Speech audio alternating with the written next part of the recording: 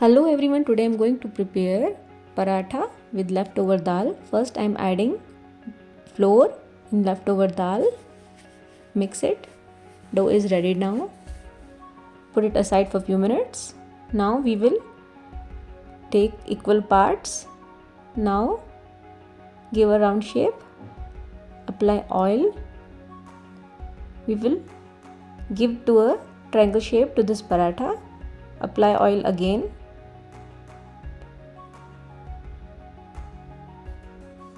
Now let it cook both sides.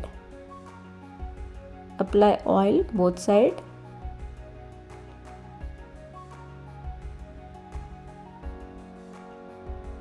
Paratha is ready.